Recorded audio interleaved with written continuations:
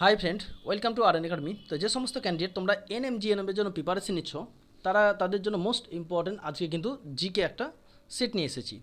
তো এখানে যে প্রশ্নগুলো তোমাদের সায়েন্স থেকে প্রশ্ন নিয়ে আসা হয়েছে, এখান থেকে যে প্রশ্নগুলো খুবই ইম্পর্টেন্ট। যারা নতুন আছো অবশ্যই চ্যানেলটিকে সাবস্ক্রাইব করে দিবে।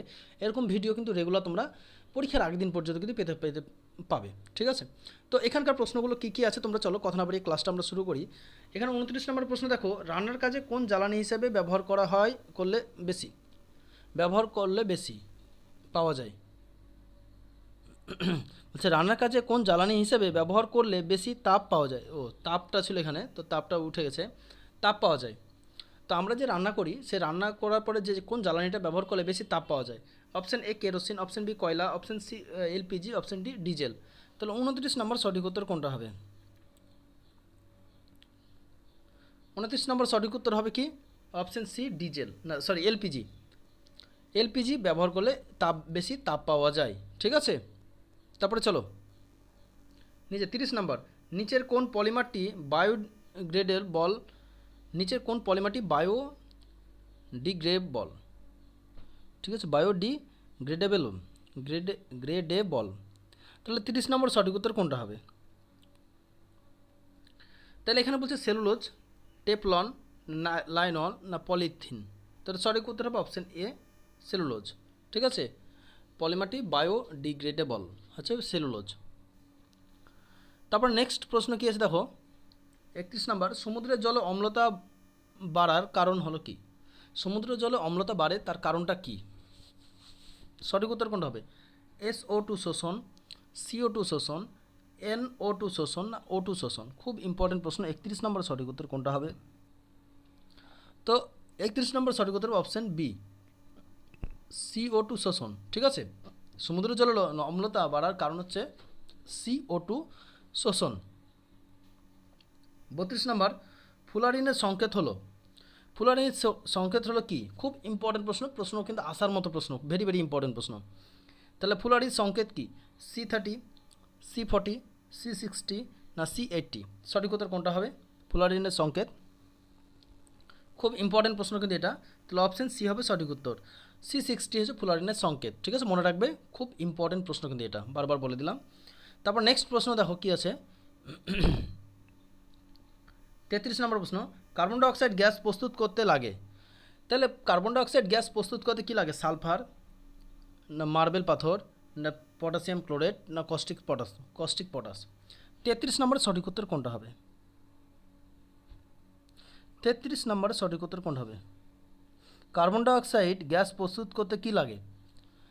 কার্বন ডাইঅক্সাইড গ্যাস প্রস্তুত করতে কি মার্বেল পাথর লাগে, ঠিক আছে? মার্বেল পাথর। কার্বন ডাইঅক্সাইড গ্যাস প্রস্তুত করতে কি লাগে? মার্বেল পাথর। ভেরি ভেরি ইম্পর্টেন্ট প্রশ্ন কিন্তু। 34 নম্বর প্রশ্ন কি আছে? বিরঞ্জন ধর্ম আছে, বিরঞ্জন ধর্ম আছে কিসে? হিরে, গ্রাফাইটের না ভূষাকালি না সক্রিয় চারকোলে? 34 নম্বর সঠিক উত্তর কোনটা হবে? বিরঞ্জন ধর্ম আছে কিসে? তাহলে কোন অপশানটা সঠিক উত্তর? অপশান ডি হবে সঠিক উত্তর, সক্রিয় চারকোলে। তো বিরঞ্জন ধর্ম আছে কিসে? চারকোলে। 34 নম্বরে সঠিক উত্তর, ঠিক আছে? তারপর নেক্সট প্রশ্ন কি আছে দেখো, 35 নম্বর, একটি গ্যাসীয় জ্বালানি হলো? একটি গ্যাসীয় জ্বালানি হচ্ছে কেরোসিন, ডিজেল, পেট্রোল, এলপিজি, ঠিক আছে? তো একটি গ্যাসীয় জ্বালানি কি? খুবই ইম্পর্টেন্ট প্রশ্ন। তাহলে একটি গ্যাসীয় জ্বালানি কোনটি হবে? 35 নম্বর সঠিক উত্তর কোনটা হবে? একটি গ্যাসীয় জ্বালানি হলো কি? সঠিক উত্তর হবে অপশান ডি এলপিজি। একটি গ্যাসীয় জ্বালানির নাম কি? এলপিজি। খুব ইম্পর্টেন্ট প্রশ্ন কিন্তু এটা।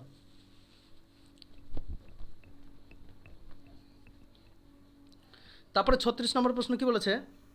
কার্বনের যে রূপভেদটি বাকিবল বলে সেটি হলো কি?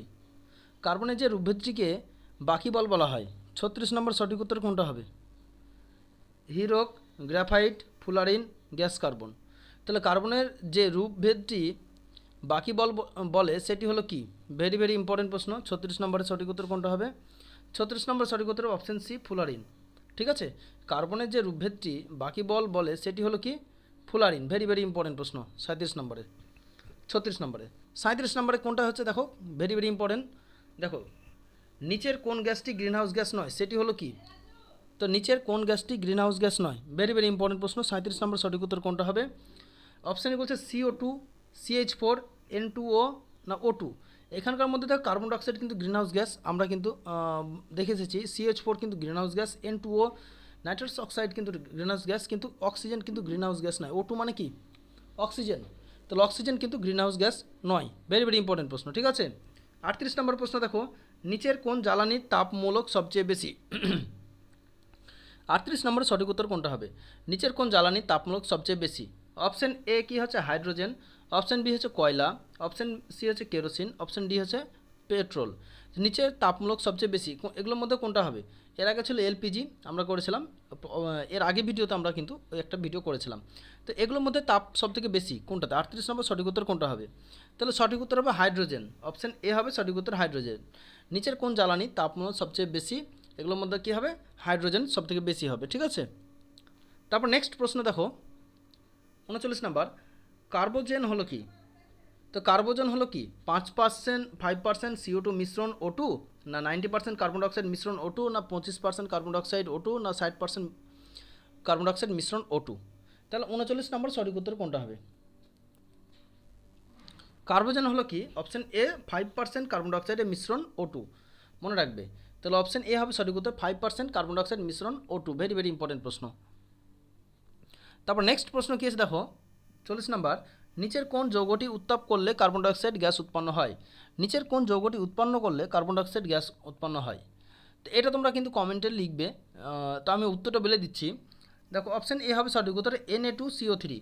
এই যৌগটিকে উত্তপ্ত করলে কোন গ্যাস উৎপন্ন হবে? কার্বন ডাইঅক্সাইড গ্যাস উৎপন্ন হবে। ভেরি ভেরি ইম্পর্টেন্ট প্রশ্ন কিন্তু।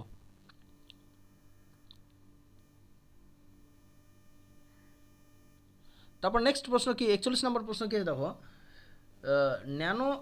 ন্যানো টিউব প্রস্তুত করতে ব্যবহার করা হয়?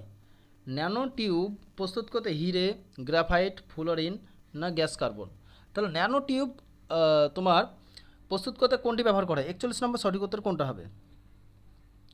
তাহলে এখানে কোনটি ব্যবহার, ন্যানো টিউব প্রস্তুত করতে কী ব্যবহার করা হয়? সঠিক উত্তর কোনটা হবে? তো সঠিক উত্তর অপশন সি হচ্ছে ফ্লোরিন, ঠিক আছে। তাহলে ন্যানো টিউব প্রস্তুত করতে কী ব্যবহার করা হয়? ফ্লোরিন ব্যবহার করা হয়। খুব ইম্পর্টেন্ট প্রশ্ন কিন্তু। তারপর নেক্সট প্রশ্ন কী বলেছে দেখো 42 নাম্বার, নিচের কোনটি বায়োডিগ্রেডেবল নয়? ঠিক আছে, নিচের কোনটি বায়োডিগ্রেডেবল নয়? Option A cellulose, option B হচ্ছে প্রোটিন, অপশন সি হচ্ছে পলিথিন, অপশন ডি হচ্ছে সবকটি। খুব ইম্পর্টেন্ট প্রশ্ন কিন্তু। নিচের কোনটি বায়োডিগ্রেডেবল নয়? ঠিক আছে, 42 নম্বর সঠিক উত্তর কোনটা হবে? তো 42 নম্বর সঠিক উত্তর কোনটা হবে? তো এখানে 42 নম্বর সঠিক উত্তর পলিথিন, ঠিক আছে। নিচের কোনটি বায়োডিগ্রেডেবল নয়? বাদ বাকিগুলো সবই বায়োডিগ্রেডেবল, সেলুলোজ, প্রোটিন, কিন্তু এটা কিন্তু বায়োডিগ্রেডেবল নয়, পলিথিন, ঠিক আছে। এরকম টাইপের আমরা কিন্তু একটা ভিডিও করেছি। তো আমরা নেক্সট ভিডিও কিন্তু আরও প্রশ্ন আছে যেগুলো আমরা নেক্সট ভিডিওতে নিয়ে আলোচনা করব। এরপরে আমরা তোমাদের দেহ গঠন থেকে কিন্তু প্রশ্ন নিয়ে আসবো, ঠিক আছে। প্রাকৃতিক ঘটনা, তার বিশ্লেষণ, এগুলো আমরা নিয়ে আসবো। তারপরে দেহ গঠন, এভাবে একটা একটা করে চ্যাপ্টার কিন্তু আমরা শেষ করবো আস্তে আস্তে, ঠিক আছে। তো আজকের ভিডিওটা এই পর্যন্ত কেমন হলো অবশ্যই তোমরা কমেন্টে লিখবে। আমরা নেক্সট ভিডিও কিন্তু আরও ভিডিও আছে, সেগুলো নিয়ে আসবো। তো আজকের ভিডিওটা এই পর্যন্তই, ধন্যবাদ।